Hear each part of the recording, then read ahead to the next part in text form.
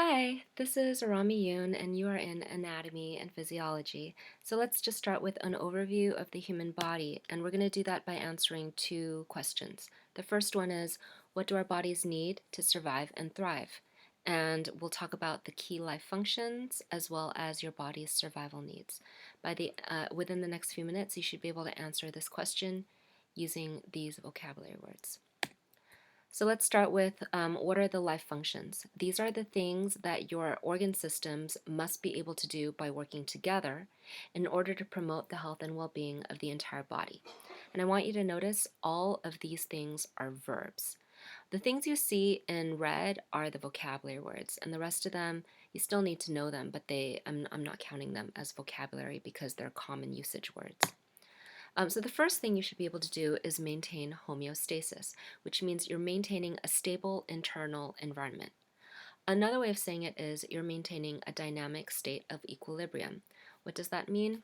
It just means that if something is a little bit out of whack, your body will change stuff around so that you can bring it back into a normal range. For example, if it's a hot day outside and your body temperature goes up, then you're going to start to sweat, which will then cool you off, and that will bring your body temperature back down within a normal range. And so your body's ability to do that is called maintaining homeostasis.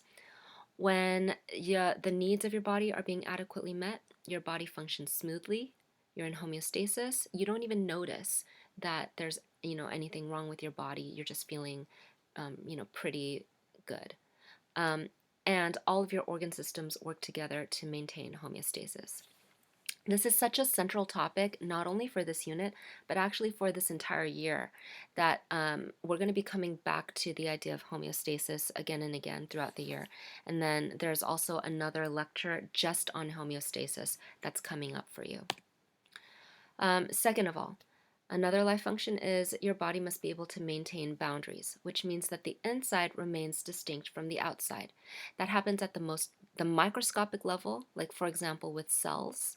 You can see that the cell membrane here is separating the inside of the cell from the outside so that the inside of the cell can carry out functions that keep the cell alive without interference from whatever might be out there. Another example at the macroscopic level is the integumentary system, the main component of which is your skin. And so the integumentary system keeps the inside of your body separate from the outside, which protects your organs from desiccating or drying out. It keeps out bacteria and viruses, it protects you from heat and sunlight, and it protects you from chemicals, including water. So you'll see here in this image, there's water beating up on the skin. That's a good thing because that means the only way water can get into your blood and your tissues is by you drinking the water or by your brain regulating how much water gets filtered through your kidneys or in other ways.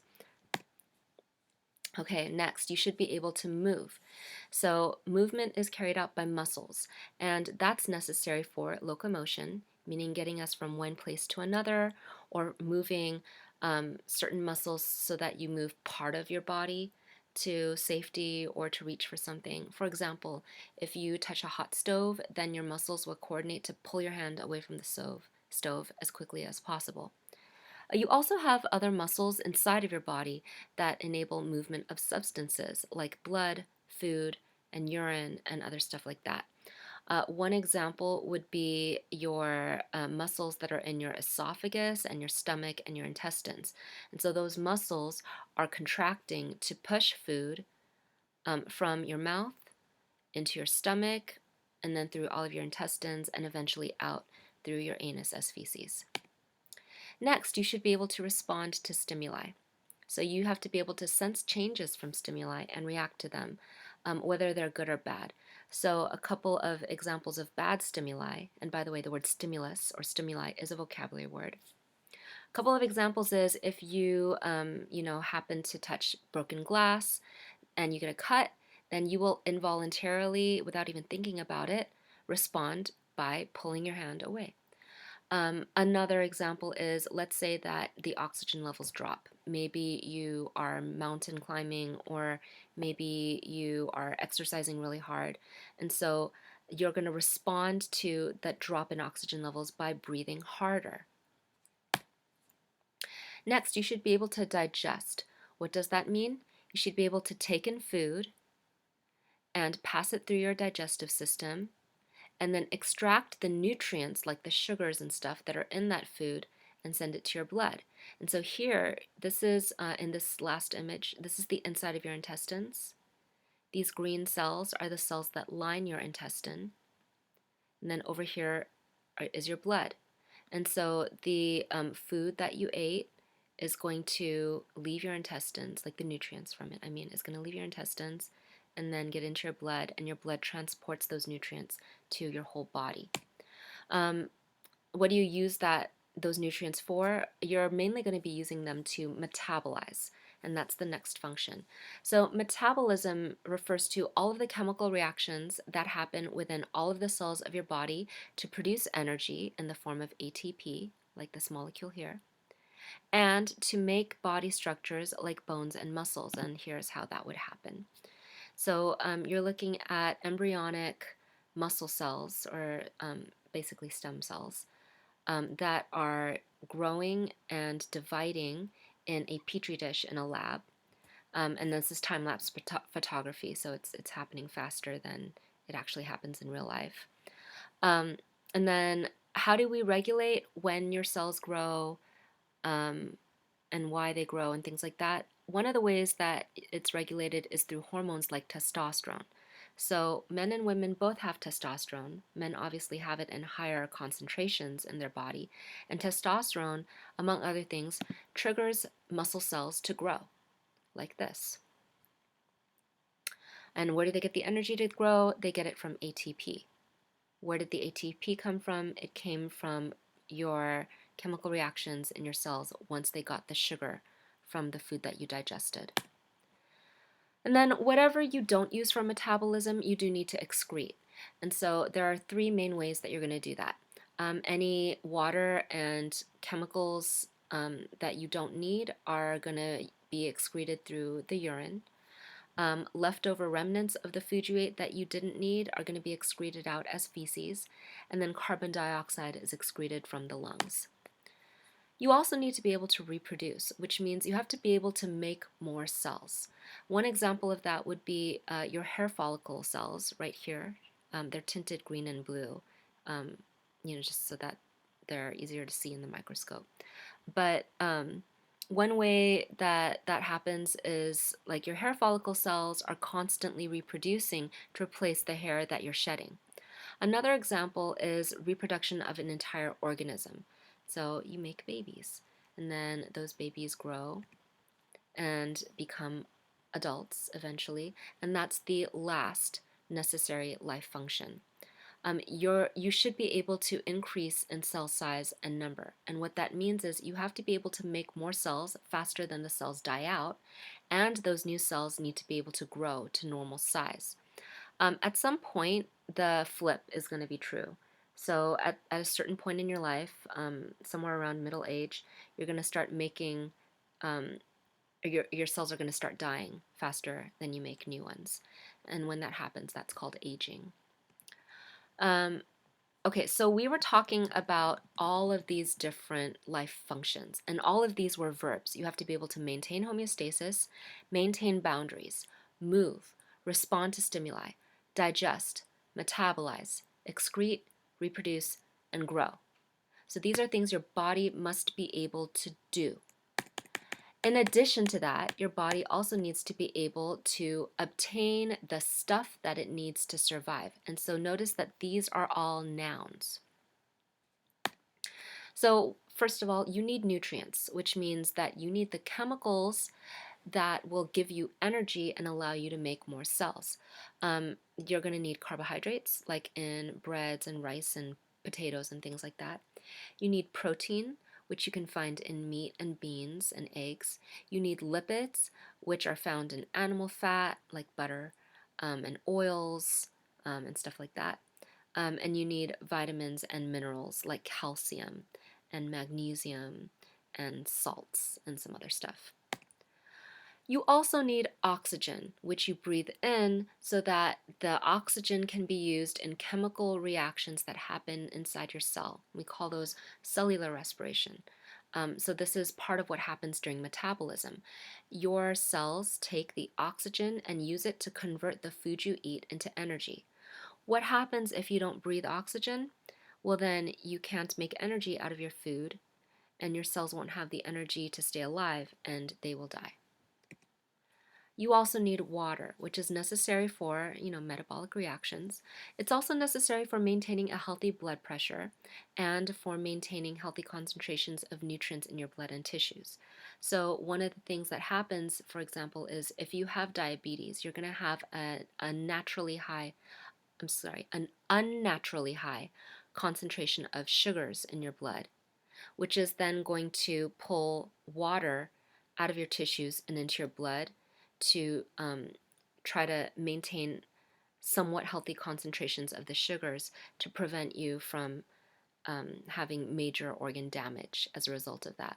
The consequence of that is that when that happens, you're going to have higher blood pressure. And we're going to talk more about that when we get to our cardiovascular unit. Last of all, you need to maintain a normal basal body temperature, which means that when you're resting, like when you're not exercising, your temperature needs to be somewhere between 97 and 99 degrees Fahrenheit. You also have to be at a normal atmospheric pressure. So as long as you're at standard atmospheric pressure, which you'll find at sea level, you're fine. If you're diving deep, deep, deep into the ocean, then you're going to be at abnormally high pressure. If you're climbing up, up, up into like high altitudes, for mountain climbing, you're going to be at unnaturally low atmospheric pressure. Both of those conditions put your body in danger. But if you're just, hanging out in your house at sea level, you're fine. Here are your key takeaways. To survive and thrive, the human body needs to be able to maintain homeostasis, move, respond to stimuli, digest, metabolize, reproduce, and grow. In order to carry out those life functions, the human body needs to have nutrients, oxygen, water, and controlled temperature and atmospheric pressure. So before we move on to our second essential question for this lecture, I want you to just take a few seconds, pause the video here, and just answer this question using these words. And when you're ready, you can play the video again, and we'll pick up with the second essential question.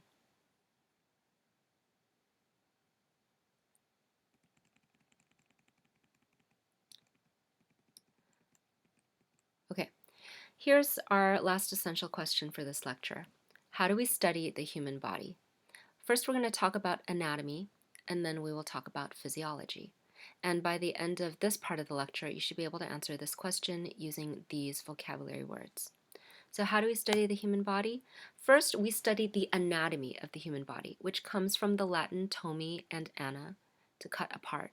And it's the study of the structure and shape of the body and all of its parts. So there are two levels of anatomy that we study. The first is the gross anatomy, which are the large structures of the body. They're easily observable. And then the next is the microscopic anatomy, which is the smaller structures that are only visible with a microscope. So let's start with microscopic anatomy. Here you have these cells that are lining up into this pit, and you can find this pit in a section of this tissue. And where is this tissue? Well, it turns out that it would be found in the wall of your stomach.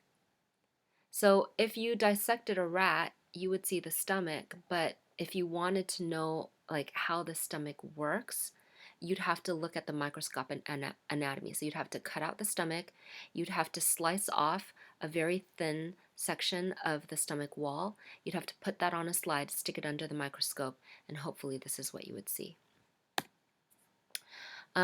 Versus if you didn't do that, if you didn't look at it under the microscope and you just looked at the orientation of all of the parts and, how many lobes are there in the liver and how long are the intestines and stuff like that, that's called the gross anatomy. So let's talk about the levels of structural organization when we talk about anatomy, from microscopic anatomy to gross anatomy, beginning with the chemical level. So at the very, very smallest level, we study the atoms and the molecules. Here you have an atom of carbon, And we could, you've got the red, those are probably protons, and the blue neutrons, and then these little black electrons floating around outside of them. We could simplify this whole thing by just depicting it as a black sphere. And then if we had an oxygen atom instead of this carbon atom, we could depict it with a red sphere. And if we had hydrogen atoms, we could depict them with white spheres. And then carbon, oxygen, and hydrogen atoms can bond together to form molecules. So this is a cortisol molecule, and cortisol is a stress hormone that gets released when you are under chronic stress or long-term stress, as well as under, short-term stressful situations as well.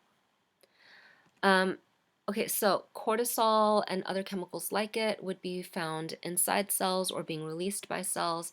And so at the cellular level, you know that molecules combine to form cells, which can vary in size and shape, and that reflects their different functions in the body. So here, this round cell, that's typical of what you might find in the skin. But this weirdly shaped elongated cell is typical of what you might find in the brain or in the spine. And they have these different shapes because they carry out different functions for your body. At the tissue level, if you have similar types of cells, then they can group and stick to each other to form tissues. And there are 4 basic types of tissues. There's epithelial tissue, which you would find in the skin, as well as in the membranes that line the inside cavities of your body. There's the connective tissue, which connect one thing to another. So tendons, for example, connect muscles to bone. Cartilage often connects bone to bone. Ligaments do the same. There's muscular tissue, which you will find in muscles, like the muscles in your arms and legs, as well as the muscles of your heart, the muscles of your digestive organs. And then, last of all, there's neural tissue, which you will find in the brain and the spinal cord. Okay, next, if you take multiple tissues and they work together to accomplish a specific function in the body, then they're making up what's called an organ. And so, for example, here you have all of these cells, these epithelial cells that you can see here, that are stuck together to form this epithelium, which you can see here. And the epithelium is encasing these capillaries, so these very, very small blood vessels that are shown here. And then you also have connective tissue that's holding it all together. And so it's many different tissue types, but when you zoom out, those are all of the tissues that make up the small intestine right here, which is responsible for absorbing nutrients from your food and putting it into your blood. And there are many major organs that we're going to be studying in the body this whole year. So you have the rest of this course to get to know these things, and we'll see them again. But if you take multiple organs that work together to accomplish a common purpose, then we call that an organ system. So for example, the intestines, the small intestines, are an organ, but they're part of the digestive organ system, which also includes the esophagus, which is not pictured, the stomach, the small intestine here, and the large intestine here, as well as other organs like the liver. There are a total of 11 organ systems-ish, depending on how you want to categorize them. And the way those organ systems work is called physiology, and we'll get to that next. At the organismal level, though, this is the highest level of organization, and all of your organ systems work together to accomplish the life functions that we talked about at the top of this lecture. Okay, last of all, how do we study the body? So we study the parts, which is anatomy, but we also study their functions, and that's physiology. So how do the parts of your body work? Here you can see that the part of your body is the heart, but how does it actually beat? That's physiology. Okay, so the key takeaways from this part of the lecture are you need to know that anatomy is the study of the body structure. Microscopic anatomy is the study of the molecules, cells, and tissues. And gross anatomy is the study of the organs and organ systems that make up the entire organism. And then physiology is the study of how the whole body functions for the organism. So how does everything work together in each body part and in the organism as a whole? I'd like you to just take a few seconds and pause. Well, I mean, the video's over, but you can pause the video here and answer this essential question using these vocabulary. And if you can comfortably do so, that means that you have mastered this content.